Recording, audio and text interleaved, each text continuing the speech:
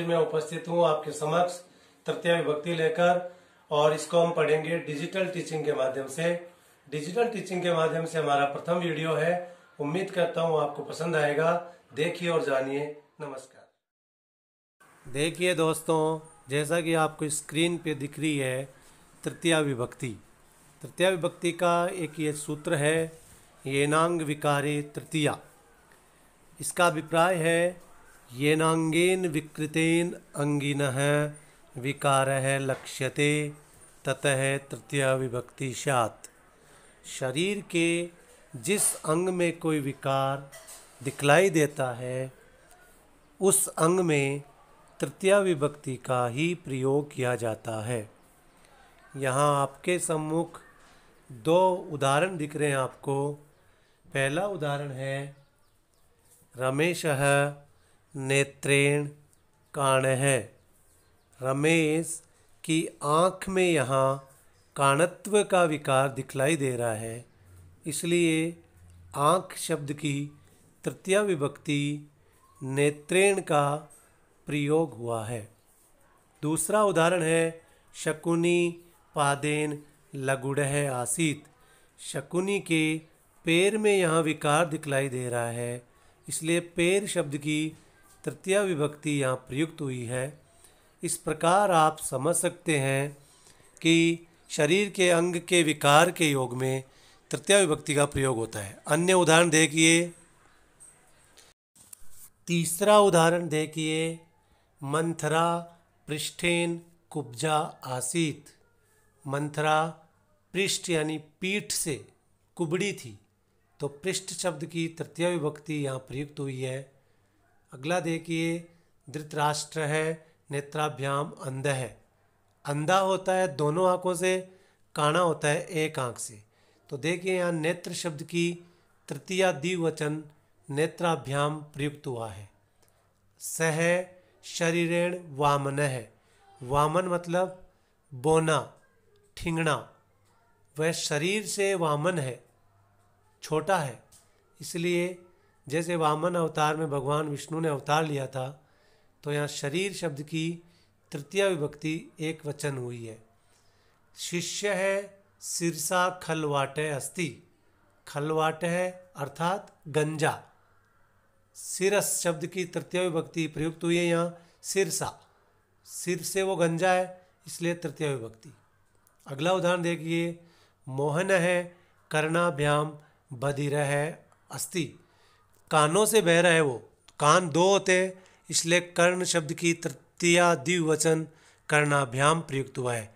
इस प्रकार आप इस नियम को समझ सकते हैं। अगला सूत्र देखिए, अपवर्गे तृतीया।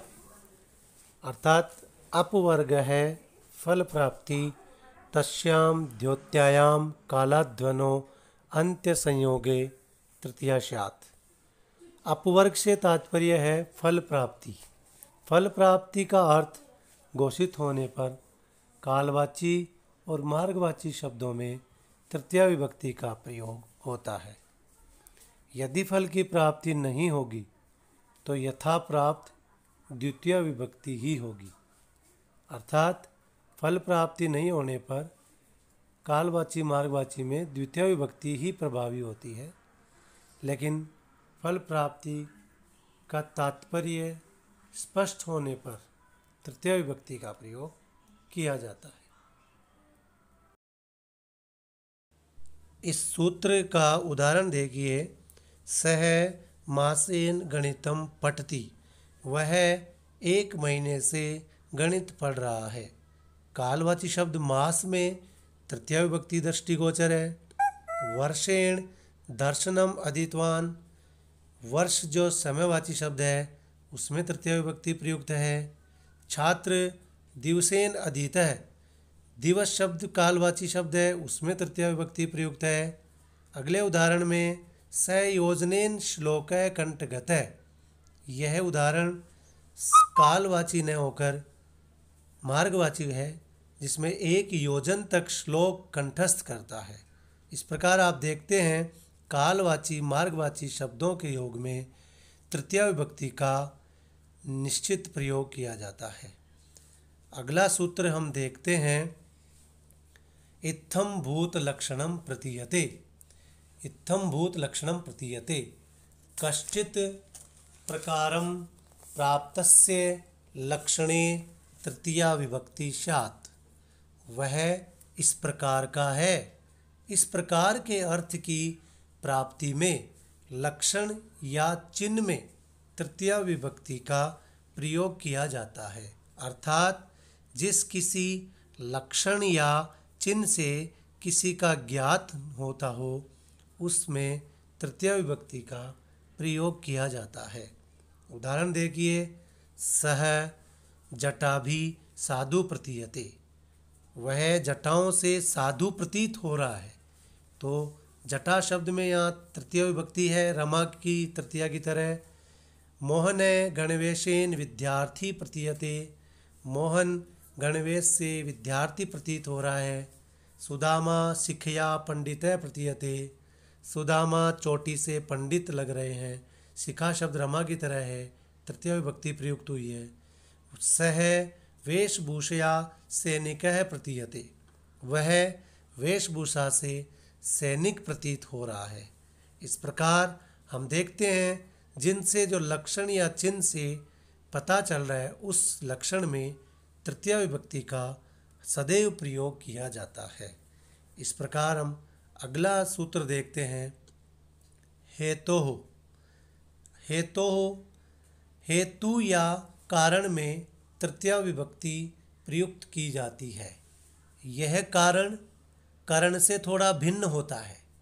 करण का संबंध सीधा नित्य रूप से क्रिया के साथ होता है, जबकि कारण का संबंध द्रव्य, गुण या किसी भी व्यापार से हो सकता है। उदाहरण देखें, इस प्रकार इस नियम को हम समझ सकते हैं। उदाहरणों के माध्यम से हम इसको समझेंगे कि किस प्रकार करण और कारण दोनों अपने आप में भिन्न होते हैं। कारण एक निश्चित कारण होता है, करण एक संपादन के रूप में काम आता है। उदाहरण देखें, पुण्येन दृष्टे हरि। हरि के दर्शन हो रहे हैं, उसका कारण है पुण्य। पुण्य से भगवान हरि के दर्शन हो रहे हैं। सा अध्ययनेन अत्र वस्ति। वह अध्ययन के कारण यहाँ रह रही है। तो यहाँ कारण है अध्ययन, इसलिए उसमें तृतीया विभक्ति प्रयुक्त हुई है। पुत्रेण हर्षः।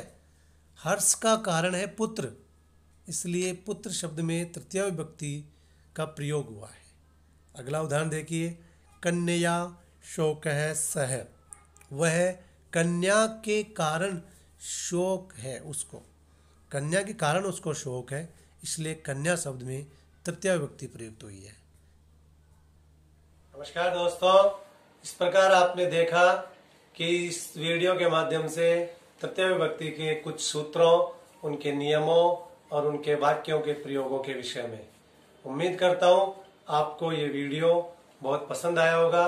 बहुत बहुत धन्यवाद।